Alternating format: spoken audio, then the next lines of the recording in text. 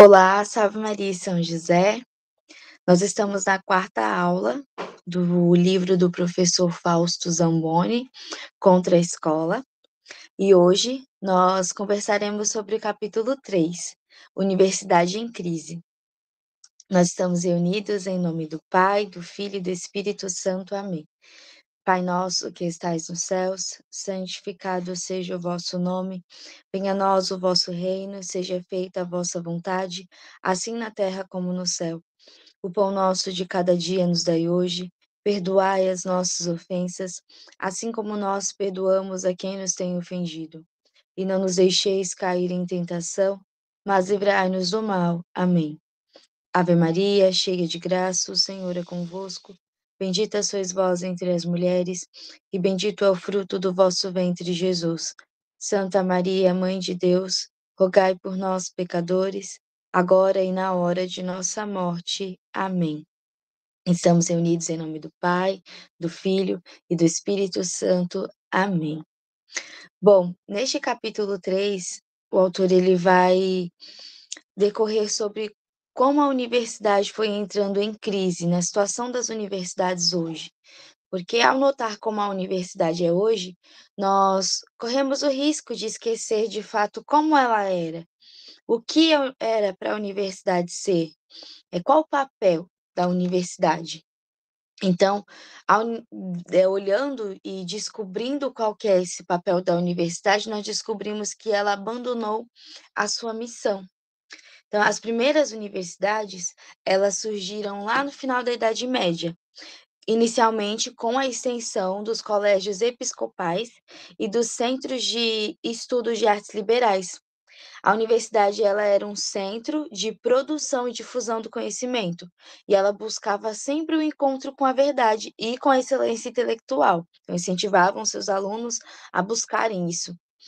Nós vimos muito bem nas aulas com o professor Yuri, como eram as universidades na Idade Média e o papel que elas exerciam na sociedade, a sua importância. Mas a universidade ela passou a ser um local, ela deixou, né, de ser um local de prestígio e de produção do conhecimento para se tornar uma extensão de tudo que nós estamos estudando e vendo o que aconteceu nas escolas.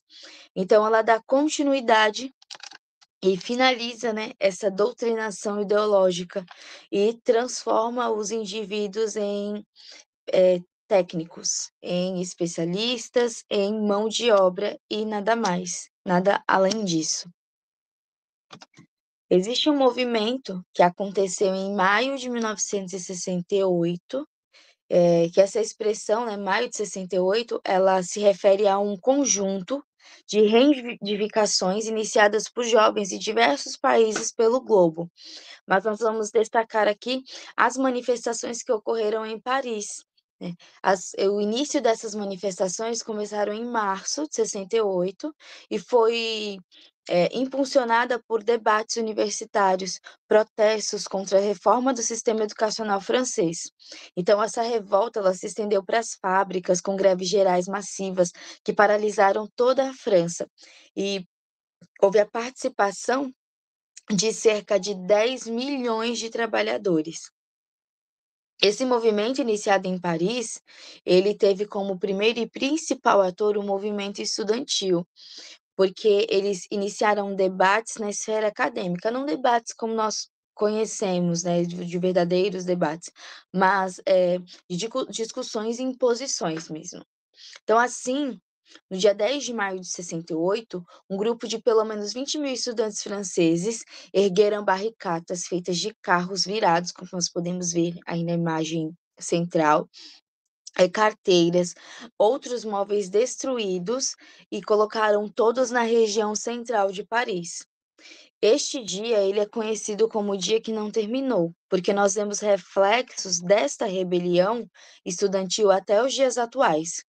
E entre as demandas e heranças desse movimento estão pautas como abertura e democratização de escolas e universidades, além de questões relacionadas ao direito das mulheres e dos homossexuais.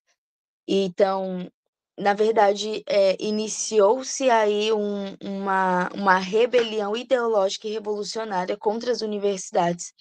que nós vemos aí acontecendo até os dias atuais.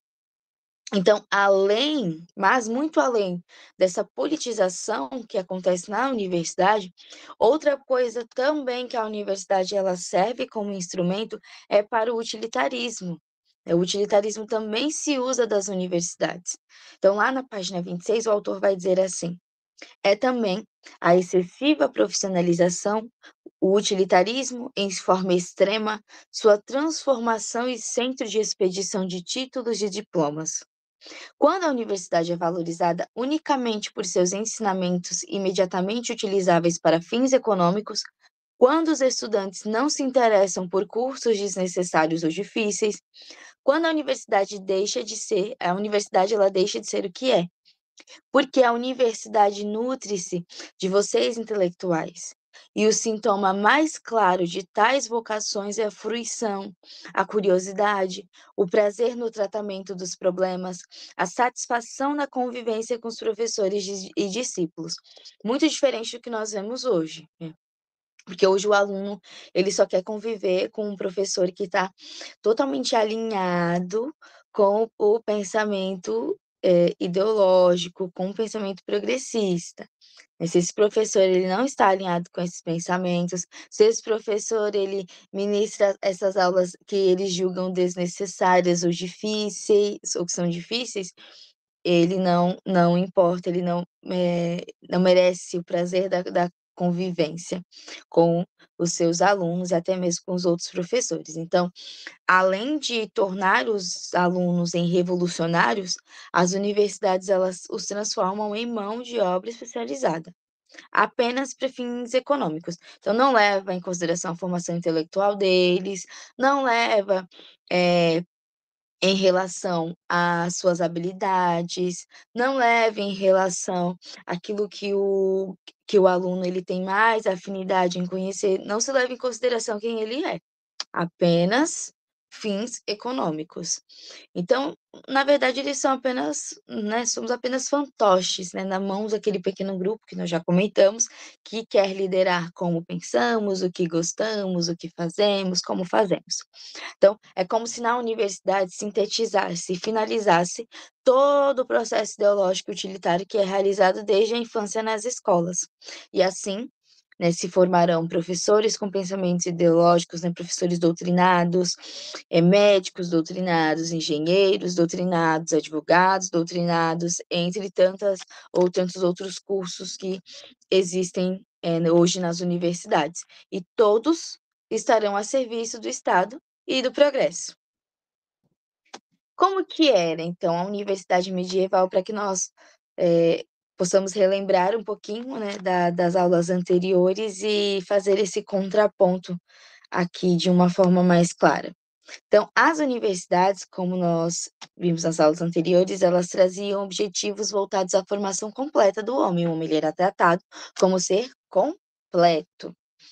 Então, focava no amadurecimento do pensamento, eles tinham uma completa preocupação com o encontro com a verdade e tinham como objetivo a formação do homem e do cidadão. Então, visava a formação do indivíduo, preparando ele para a vida em sociedade e para os exercícios de suas funções, tanto no âmbito espiritual como na administração civil.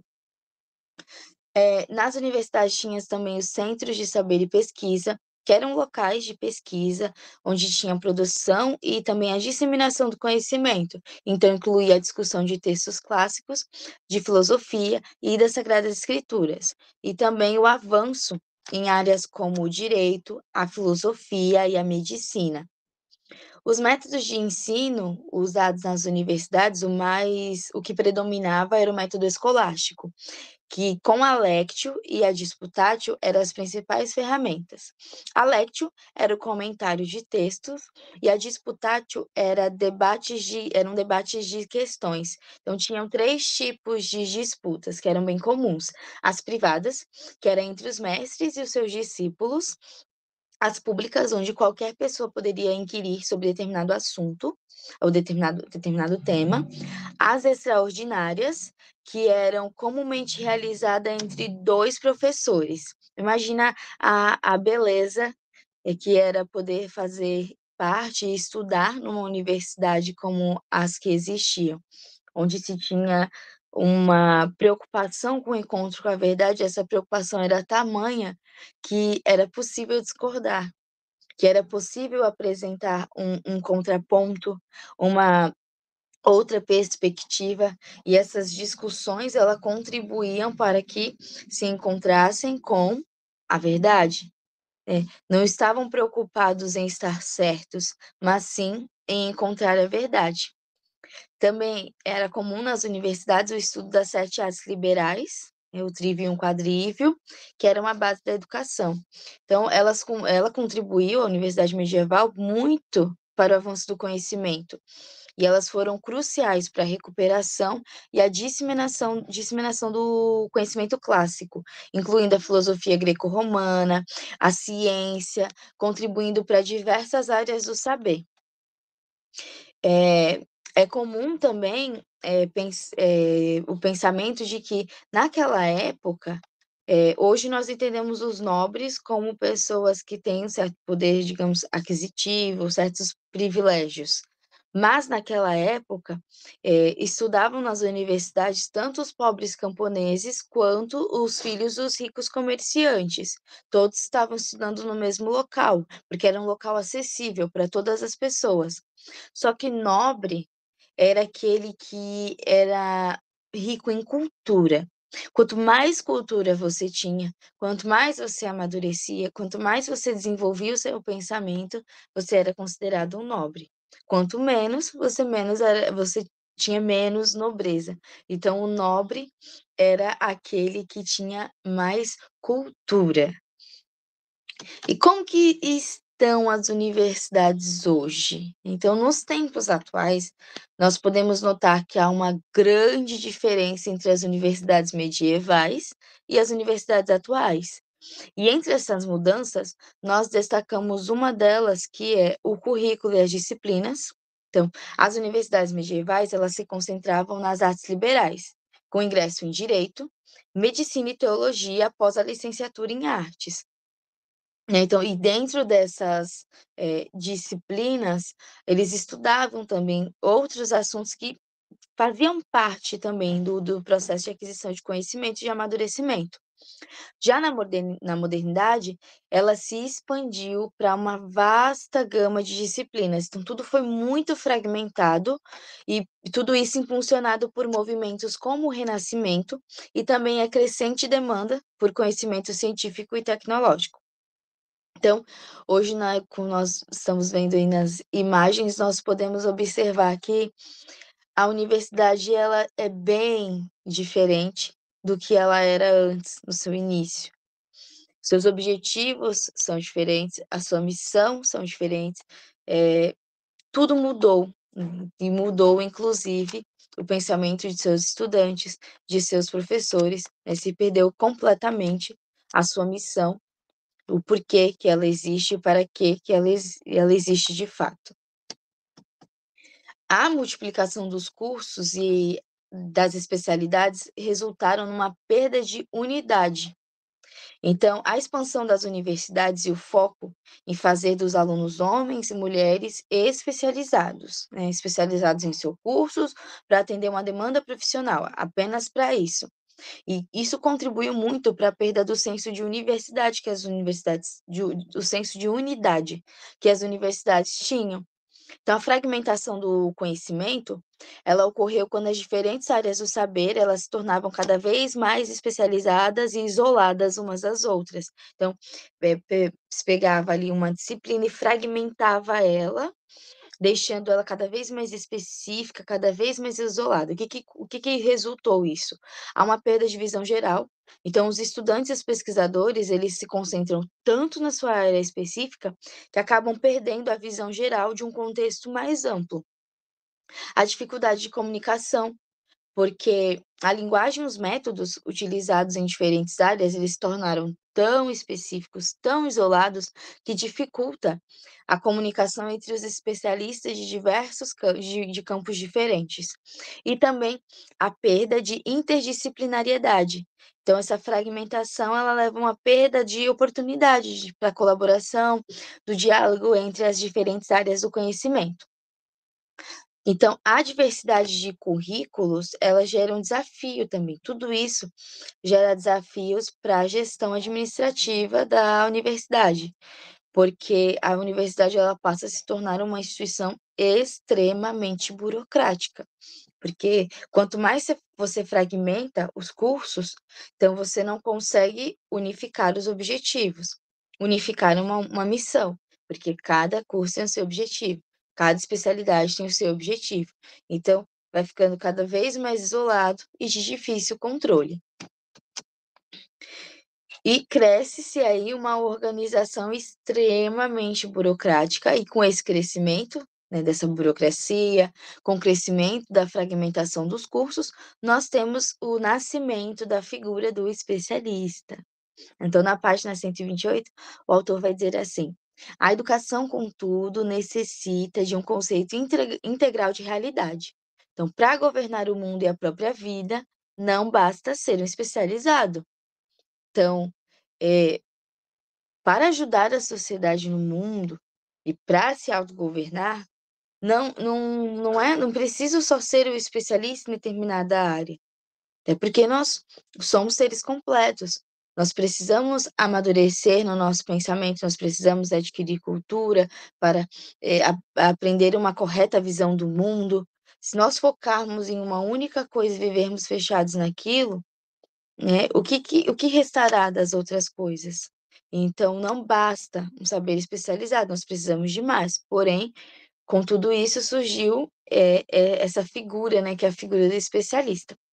A palavra especialista, ela vem do latim specialis, que significa particular ou específico, né? E do sufixo ista, que indica a pessoa que pratica ou se dedica a alguma coisa. Então, o especialista, ele é dedicado em algo particular ou algo específico. Então, com tudo isso, eh, essa pessoa é aquele que foi treinado e moldado para saber sobre algo específico, em vista do que ele precisa adquirir para dedicar-se profissionalmente. Lembra que nós falamos? É tudo em vista de fins econômicos, não é em vista de um amor ao saber, não é em vista de um amor ao conhecimento, é em vista de um objetivo econômico, para crescer profissionalmente, né. O aluno ele faz ali o seu curso, só que depois do curso ele precisa se especializar, porque o trabalho pede. Ele precisa se especializar para continuar dando aula na universidade. Ele precisa continuar sendo especialista naquilo que ele é, ou seja, como se fosse para continuar aquela manutenção de pensamento. Então, vem que você precisa se especializar, ou seja, a gente precisa realizar ali uma manutenção no seu pensamento ideológico para continuar tudo como nós gostaríamos que ficasse. Então, no pior dos casos, né, o que que acontece? A pessoa ela se perde até de quem ela é. Então, não se preocupe em saber se ela tem habilidade suficiente para exercer aquela especialidade que ela tanto se dedica. Ela apenas precisa ser um especialista em alguma coisa. Então, como consequência disso, cria-se a ideia de que só o especialista pode falar daquele assunto, porque é o assunto de domínio dele, ele é o especialista. Ninguém mais pode expressar o conhecimento que adquiriu, se não é um especialista. Então, pouco importa o conhecimento verdadeiro. Para falar sobre algo, ou você é um especialista, ou você deve permanecer calado. Então, o foco nessas especialidades, ele tem formado também profissionais e cidadãos inseguros, porque ele está tão focado naquilo, fechado naquilo e voltado àquilo, aquele determinado assunto, aquele determinado tema, que às vezes quando ele vai exercer a sua profissão em um local fora da faculdade, em alguma empresa, ele se sente inseguro em realizar o seu trabalho. Ele sai de lá sem saber o que fazer. Aconteceu bastante no curso que eu fiz, né, eu cursei pedagogia, de muitos, alunos, né, colegas terminarem a faculdade e não sabia o que fazer, né. Como é que eu vou dar aula? Perguntas desse tipo. Como que eu vou fazer um planejamento de aula? O que que eu tenho que ensinar? E são esses questionamentos esses que não deveriam existir, porque teoricamente é para sairmos de lá preparados para a vida, e não é o que acontece. A diversidade, ela é o fim, né, da universidade, não é mais o conhecimento, não é saber, não é o amor à verdade. O fim da universidade agora ela é a diversidade. Então, com tantos cursos, com tantos objetivos, com tantas missões, se não se tem uma clareza de missão. Então essa diversidade ela também não está ligada a uma diversidade de pensamento, como nós vimos nas universidades medievais, que onde eu posso pensar diferente e nós debateremos sobre isso. Na verdade, é uma excessiva lista interminável de cursos e especializações, sem contar com a falta de sentido por parte dos professores, porque professor, ele se forma dentro desse sistema e ele sai de lá sem sentido. E esse professor sem sentido, sem conseguir, identificar e encontrar aquilo que ele vai ajudar os seus alunos a buscar o sentido, só que como ele mesmo não encontrou, como é que ele vai ajudar os seus alunos? Mas, como eu disse, esses professores eles foram educados por esse mesmo sistema de ensino. Então, ele se torna apenas um resultado dessa grande engenharia social e replica a doutrinação que sofreu com os outros alunos, porque ele acredita que isso é o correto a se fazer. Claro que com a graça de Deus nós temos grandes exceções, né, professores que são verdadeiramente comprometidos com a verdade, mas como a busca da verdade já não faz mais parte da missão da universidade, já não faz parte do currículo universitário, estes professores que têm essa preocupação com dar um verdadeiro ensino e um sentido para a vida de seus alunos, eles são severamente perseguidos. E o aluno que é educado por esse grande sistema, ele passa por escolas também onde os professores se preocupam em adaptar, né, de acordo com os métodos modernos, eles se adaptam a tudo a partir da inexperiência do aluno. Então ele chega na universidade, o foco dele é se tornar um especialista e ele acredita que tudo deve ser focado na inexperiência dele, porque ele sabe mais, ele sabe que ele quer estudar, ele sabe o que ele quer fazer, ele sabe o que ele quer, como que ele quer que a universidade seja organizada, como ele não quer. Então se dá, essas tão grandes rebeliões e greves que acontecem constantemente nas universidades, porque ele já vem de um sistema onde o foco é a sua inexperiência. No período de 1930 a 1950, a literatura brasileira ela tinha um grande prestígio. Nós tínhamos escritores como Manuel Bandeira, Carlos Drummond de Andrade, Guimarães Rosa, Graciliano Ramos, Mário Quintana, Vinícius de Moraes, José Lins do Rego, Murilo Mendes, Cecília Meirelles, Marquês Belos e muitos outros. Então foi um momento muito importante para a literatura brasileira, com muitos autores e obras que contribuíram para o desenvolvimento da cultura e da identidade nacional. Mas, com o declínio intelectual causado pela expansão das universidades, a literatura brasileira ela foi extremamente afetada. As mudanças nos padrões de ensino levaram a uma ênfase maior na especialização e na técnica. E não tinha um foco e uma preocupação com uma formação humanística e literária. Então, decaiu-se a nossa literatura. Houve uma perda de valor da literatura, porque o declínio intelectual levou a uma falta de interesse, né? E as pessoas não se interessam mais em escrever para se expressar, em favor de outras formas de arte, isso tudo em favor de outras formas de artes e de comunicações mais úteis e mais práticas. E também a mudança no que passamos nos padrões de leitura. Então, a expansão das universidades e a mudança nos padrões de ensino levaram à mudança de padrão de leitura, com a ênfase maior na leitura de textos técnicos e especializados, em detrimento da leitura de literatura. Então, ler esses clássicos para o universitário hoje é perda de tempo. Ele tem que ler os livros técnicos, os livros especializados, os livros focados em sua, especialidade e no seu curso, porque é isso que ele quer, porque é disso que ele precisa.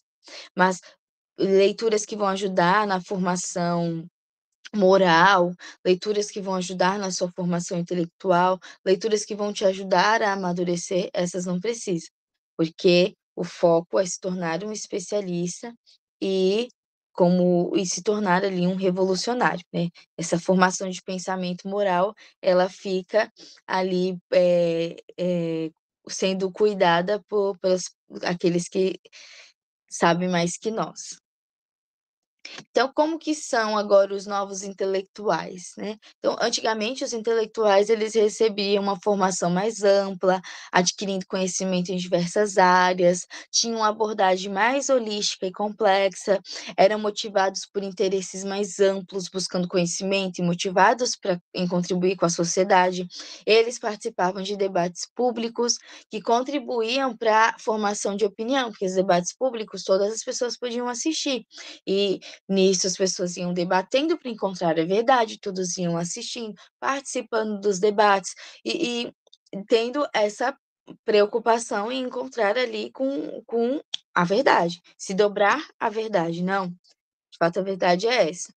Mas os novos intelectuais, né, que estão aí nas universidades, eles trazem um conhecimento mais especializado e técnico.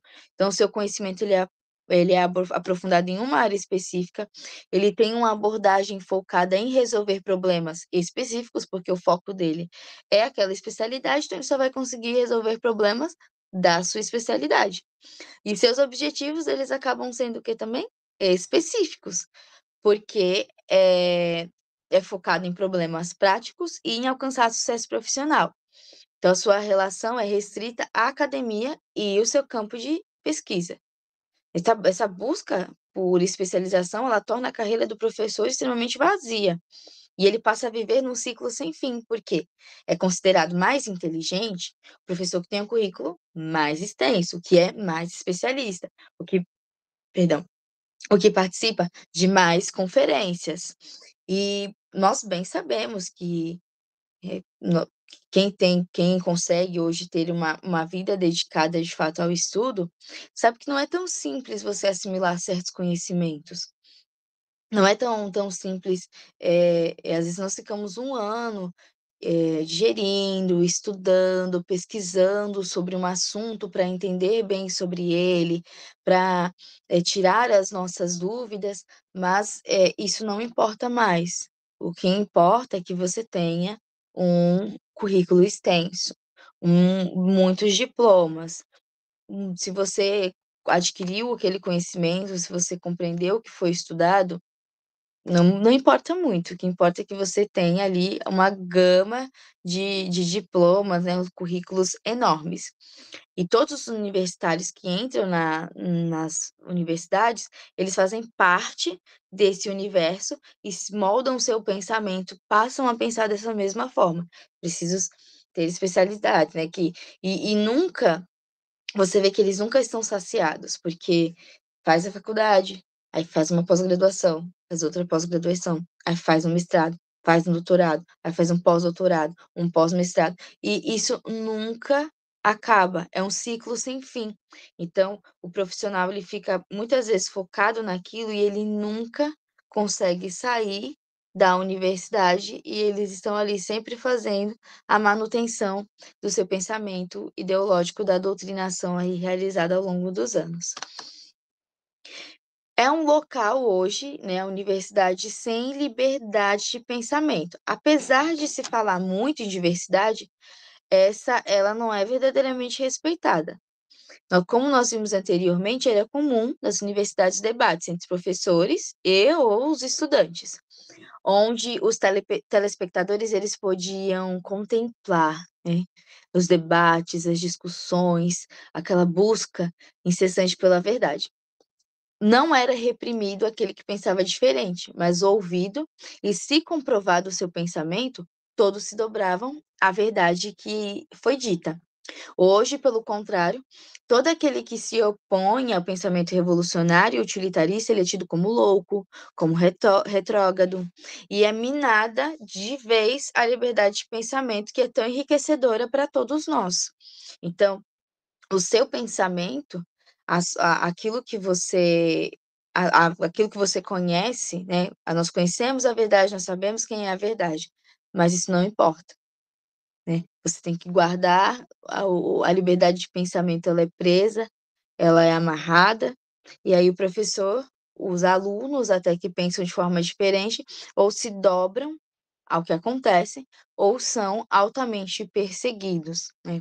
Como aconteceu com um professor, né, que ao apresentar um pensamento diferente, ao tentar ajudar os seus alunos a desenvolverem melhor na sua profissão, trazendo para eles outras perspectivas, ele foi altamente perseguido, foram dadas aulas sem parar para ele, para que ele se esgotasse e saísse da universidade.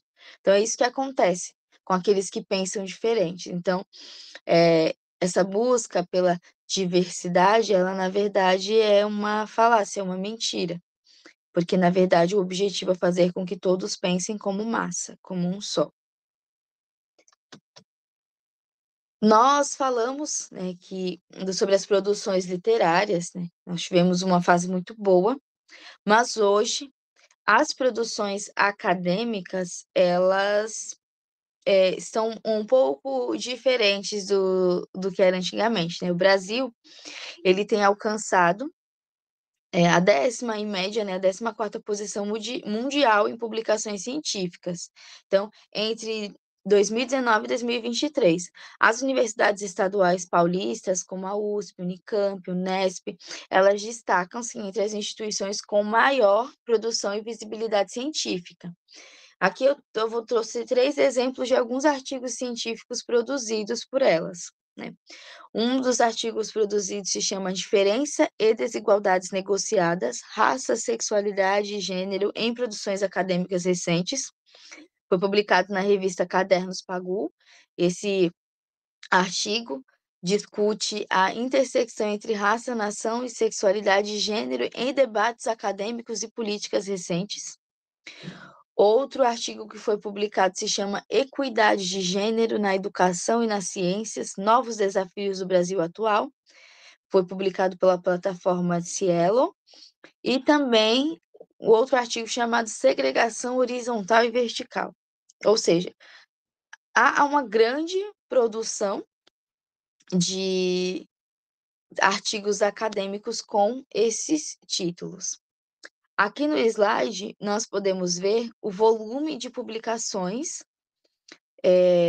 de artigos, né, de faculdades realizados no mundo, né? Nós temos em primeiro lugar Harvard, e lá no 8º lugar nós vemos a USP do Brasil, com 16.120 publicações. E, nossa, nós publicamos bastante. Mas, em comparação, o impacto é extremamente menor. Esse impacto, ele traz dados sobre se os nossos artigos, eles são citados em outros trabalhos, se eles são lidos, pesquisados, e olha o quanto decai, ou seja, produzimos muito, mas pouco é lido, pouco é citado. Aqui também tem um impacto proporcional, onde vai se decaindo ainda mais, por conta que também em relação às citações recebidas, ou seja, quase não temos citações recebidas. Vocês podem analisar que produzimos bastante, mas apenas produzimos. As pessoas não leem o que nós produzimos. Nós mesmos não nos interessamos pelos artigos produzidos no nosso país. E não porque estes não são interessantes, mas porque estão tão distantes da realidade, estão tão distantes da verdade, que não há o porquê se interessar em ler artigos como estes. Isso só comprova como que tem sido a formação do pensamento nas universidades. Com temas tão longe da realidade, que as pessoas elas não têm nem ideia do que está sendo produzido ano após ano pelos universitários. Se parar para pensarmos e analisarmos, nem os próprios universitários citam os artigos de seus colegas, com tamanha produção também de textos acadêmicos.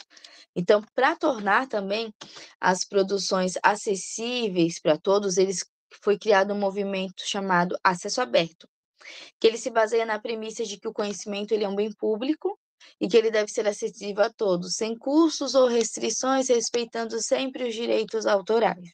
Mas mesmo assim, mesmo com esse movimento, né, nossas produções ainda não são lidas. Para revelar, né, essa fraude nas universidades em relação à publicação de artigos, né, porque para o aluno ele ter seu artigo publicado, ele precisa atingir uma série de critérios. Então, o Socal, ele escreveu um artigo chamado Atravessando as Fronteiras em Direção a uma Hermenêutica Transformativa de Gravidade Quântica. Esse caso é conhecido como caso Socal. Ele era um texto absurdo, incoerente, cheio de jargões científicos e de citações da filosofia pós-moderna, só que não tinha nenhum rigor e nenhum sentido. O texto não fazia nenhum sentido. E a intenção de Socal era demonstrar que a revista Social Text aceitaria a publicação de um artigo sem qualidade intelectual, contanto que esse estivesse alinhado ideologicamente com a esquerda acadêmica e se usasse uma linguagem que parecesse muito científica. Então, após a publicação, porque esse artigo que ele criou foi aceito, foi publicado, e após a publicação, Sokal ele revelou a fraude, expondo a falta de rigor e a preguiça intelectual de alguns setores acadêmicos, o que, segundo ele, priorizavam a ideologia em detrimento da qualidade de argumentação. Então, o autor ele vai dizer assim, que o fenômeno das fraudes científicas confirma que a formação técnica é apenas um dos requisitos. Nem todos estão preparados para a busca da verdade. O pesquisador, ele pode conscientemente adequar a pesquisa para tornar a conclusão mais aceitável ou conformá-la a uma concepção ideológica, ou pode desviar-se inconscientemente por meio de racionalizações que o impedem de contar a verdade e a situação mesmo, né, o que de fato aconteceu. Então, agora até faz mais sentido entender por que nossos artigos não são lidos, porque eles estão alinhados e adequados para atender a um grupo específico. Eles estão alinhados e adequados para atender a um pensamento específico. Não há uma preocupação com o pensamento intelectual, não há uma preocupação, repito, com a verdade, e sim com a revolução, com o progresso, né? Com a doutrinação que acontece de uma forma muito clara e muito explícita nesses locais. Então, ao invés, né, de orientar, a faculdade ela ser orientada por um fator de formar um projeto onde forma homens, né? Mas, na verdade, ela entrega todos aos poderes burocráticos e aí eles reproduzem essa burocracia e ficam presos naquilo e esquecem quem são. Existem dois, digamos assim, se criaram, né? Criaram o CAPES e o CNPq, e eles estipulam regras, né? Esses dois órgãos, eles estipulam as regras para o funcionamento dos cursos nas universidades e eles financiam as pesquisas. Só que cada um tem a sua área específica. O CAPES, ele é de coordenação de aperfeiçoamento de pessoal de nível superior. Ele é vinculado ao MEC, que é o Ministério da Educação, e ele foca na avaliação da pós-graduação, na formação de recursos humanos de alto nível e na formação de professores da educação básica. O CNPq é o Conselho Nacional de Desenvolvimento Científico e Tecnológico. Ele é ligado ao Ministério da Ciência e da Tecnologia e Inovação, e ele se concentra no fomento de pesquisa científica e tecnológica, além da formação de pesquisadores, ou seja, eles têm uma série de critérios para destinar as suas bolsas e para a publicação de seus artigos. Então, se você está alinhado com aquele pensamento, se você ganha bolsa, seu artigo é publicado. Se não, não é. Então, o que que acontece também? Muitas pessoas vão se adequando e vão se adaptando ao estudo dos temas que são pedidos, que são considerados politicamente corretos pela universidade, e faz com que elas tenham a maior possibilidade de conseguir bolsas, orientadores, padrinhos, aumenta a possibilidade de seus artigos serem publicados e uma maior chance de aprovação em concursos. Então, muitos, apesar de não concordarem com esse pensamento, acabam se moldando para conseguir esse destaque e esse prestígio. Porque nas universidades, quem ganha destaque e prestígio são aqueles que são mais maleáveis e mais influenciáveis. Diferente de Sócrates, que corajosamente ele pagou com a sua vida a defesa da verdade. Ele foi condenado à morte em Atenas por volta do ano de 399 a.C. por impiedade e corrupção da juventude. Então, o que foi considerado impiedade é que ele foi acusado de não reconhecer os deuses da cidade e acusado de introduzir uma nova divindade, porque ele afirmava que existia um daimon, que era um espírito, uma voz interior, que guiava e era interpretado, e ele se opor aos deuses da cidade era tido como uma impiedade. E acusado de corrupção da juventude ateniense, porque ele questionava as crenças, os valores tradicionais da cidade, e ele era reconhecido pela prática de questionar e desafiar as opiniões dos cidadãos mais influentes, o que foi visto como uma ameaça à ordem social. E hoje, né, nós vemos que os professores, para se proteger da represália nas universidades, eles acabam precisando ocultar a verdade para se proteger, para continuar no seu emprego. Então, o autor até chama isso de prostituição da verdade em troca de conveniência profissional. Porque enquanto uns estão sofrendo as severas perseguições e não estão se dobrando a essas mentiras, a essas falácias, não estão se dobrando a essa doutrinação explícita que acontece nas universidades, outros estão se calando para o bem profissional, estão se calando para que não sejam perseguidos, estão se calando para que consigam viver sua vida, digamos assim, em paz. Mas infelizmente, nós sabemos que nós estamos em guerra.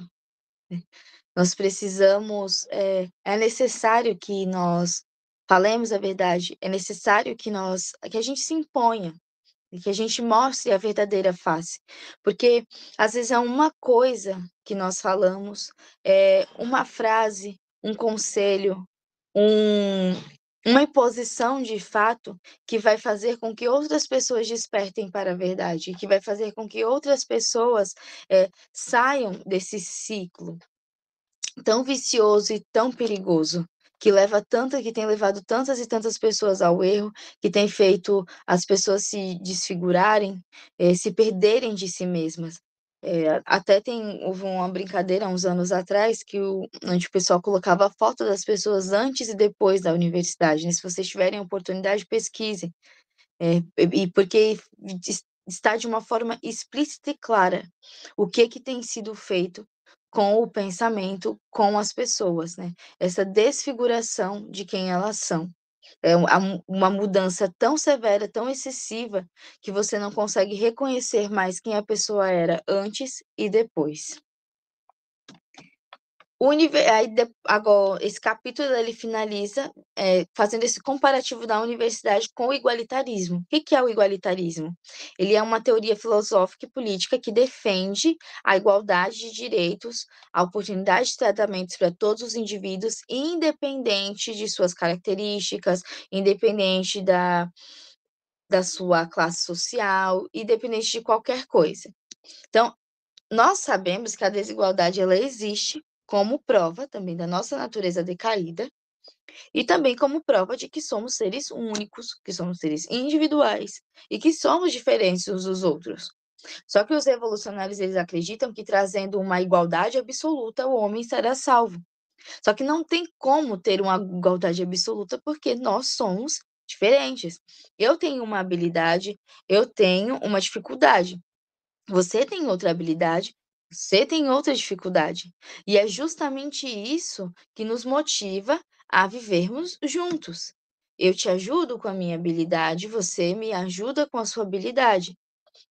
Eu tento, amadurecer os meus defeitos, transformá-los em virtudes, e aí nós vamos ajudando uns aos outros, né. Quanto maior a diversidade, maior o desenvolvimento, porque essa diversidade, essas de talentos, de objetivos, ela nos enriquece mais. Isso é visto em muitas sociedades, né, que as sociedades que têm uma maior diversidade de talentos e objetivos, elas crescem economicamente.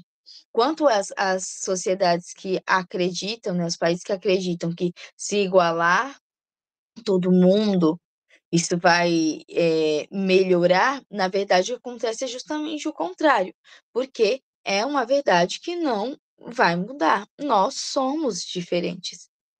E aí a partir disso, a partir das nossas diferenças, é que nós vamos, trabalhar aí quem somos, descobrir as nossas habilidades para que possamos, viver juntos em sociedade também viver, esse encontro com a verdade, de viver também aquilo que Deus preparou para nós, né, a nossa vocação. Deus nos fez assim, Deus nos fez diferentes, e aí tem um porquê disso, né, Deus não erra. Então, no primeiro parágrafo da página 152, o autor ele vai dizer assim: "A existência e permanência de minorias influentes constituem uma das características invariáveis da vida social organizada. Uma comunidade tem sempre alguns de seus membros situados em posições de grande importância, poder ou destaque. A despeito do que citam os homens, permanece o fato de que suas vidas, como sua sorte e seus destinos, vêm dependendo há muito do que pensa e faz um pequeno punhado de homens situados em altas posições." É, porque existe também esse pensamento, né, de igualdade para todos, menos para mim, né. Eu posso governar vocês, eu posso mandar em vocês, eu posso guiar vocês. Todos devem ser tratados iguais, mas se nós pararmos para pensar, sempre vai ter aquele punhado de gente que não vai estar junto ali daquela igualdade que se prega. Porque eles se sentem superiores, né, maiores que todos, capazes de guiar a todos. Mas se a igualdade ela é tão boa para todos, por que esse grupinho não quer também ser tratado como igual? São coisas que nós também precisamos pensar e refletir, né. A verdadeira nobreza, ela é uma vida de disciplina, é uma vida de serviço a algo transcendente, a algo que vai além de nós. É com a ordem que leva o intelectual a se separar do homem comum. Então nós precisamos ter este pensamento: "Quem eu sou? Quem Deus quer que eu seja?", por que Deus me deu determinadas habilidades? Por que eu não sou igual ao outro? Existe um porquê para isso. Aí, mais adiante, na página 155, ele vai dizer assim: "A hostilidade do homem comum contra o intelecto é de todo tempo e lugar. É um ódio compreensível relacionado com o espírito gregário. O grande símbolo do intelecto martirizado, Sócrates, foi uma vítima do mesmo ressentimento espontâneo que reúne uma maioria na escola contra o menino estudioso. Esse sentimento é tão universal que quem deseja enfrentá-lo perceberá imediatamente que está se opondo a uma força da natureza. Porém, apesar dessa natural oposição os ter prejudicado, nunca ela reprimiu o intelecto." Então, o cultivo desse ideal igualitário, ele leva a uma aversão a tudo o que seja diferente, Pessoal que fala que gosta tanto das diferenças, que acolhe tanto as diferenças, na verdade, nós estamos vendo que não é bem assim, né? Que como fala aqui, aquele menino que se destaca com a sua inteligência, mediante ao meio em que ele está, ele é tido como nerd, ele fica afastado da turma, ele é isolado, porque é legal ser diferente desde que seja o diferente que nós gostamos. Se for o diferente que nós não gostamos, não é legal ser diferente. Esse pensamento no ambiente universitário, ele leva ao esmagamento e o escondimento de qualquer um que pense diferente. O professor só tem autoridade se tem um pensamento igualitário. Caso contrário, ele é defensor das desigualdades e deve ser aniquilado, né? Nós vemos aí textos dos alunos, né, nas redes sociais, nas notícias, muitas vezes desejando a morte de seus professores porque ele não tem um pensamento igualitário. Então, os alunos, eles acreditam que a cada dia mais eles têm uma decisão ativa na universidade. Por quê? Foi permitido que eles participassem de discussões administrativas, da formação dos currículos, sem ter maturidade e conhecimento nenhum sobre os assuntos. Então, os professores eles têm que vestir uma roupagem de amigos de seus alunos e nada mais, para ensinar ele o que eles querem ouvir, para falar para eles o que eles precisam, eles sentem a necessidade de ouvir dentro de um pensamento ideológico. Porque, caso contrário, ele não está ali, né, para os alunos exercendo o seu papel. Na verdade, hoje em dia nós vemos que é muito mais os alunos que estão dominando o ambiente universitário do que aqueles que deveriam exercer ali o seu papel e colocar de fato a ordem no local. No segundo parágrafo da página 156, para finalizar, o autor diz o seguinte: nessa circunstância, abre-se o espaço para os novos tribunos do povo, que se aproveitam da situação, lisonjeando demagogicamente os estudantes, e para os professores carismáticos, que, dotados de um jargão e um comportamento semelhante aos dos jovens, prendem a atenção à custa das capacidades teatrais. No entanto, considerava-se antes uma espécie de vício que um homem fosse muito professoral, porque isso levaria à tentação de adaptar seu pensamento às exigências do mercado. Ele não deveria atrair os estudantes, e sim dar-lhes um modelo de integridade e independência, de motivação mais clara, de motivação mais alta, gostassem ou não. A oportunidade de estar com um homem mais culto deveria ser considerado um privilégio, e não um direito. Um privilégio reservado aos competentes e respeitosos. Acreditava-se que isso era para o bem, não só da ciência, mas também do estudante. Então, é triste, né, pensarmos que chegamos a esse ponto. E, sintetizando tudo que nós falamos aqui, tudo isso se dá à perda do sentido de quem é o homem, né? A perda do sentido de quem o criou. Tiramos Deus do centro e agora restaram todas essas coisas, e o que restam são homens e mulheres perdidos, né? São professores perdidos, são alunos perdidos, uma sociedade inteira perdida. Eu espero que essa formação tenha contribuído, né, para a vida de vocês, assim como contribuiu muito para mim. Até a próxima aula. Vamos rezar uma Ave Maria, né, pedindo a intercessão da Virgem Maria para o triunfo, do seu Imaculado Coração. Ave Maria, cheia de graça, o Senhor é convosco. Bendita sois vós entre as mulheres, e bendito é o fruto do vosso ventre, Jesus. Santa Maria, Mãe de Deus, rogai por nós, pecadores, agora e na hora de nossa morte. Amém. Estivemos reunidos em nome do Pai, do Filho e do Espírito Santo. Amém.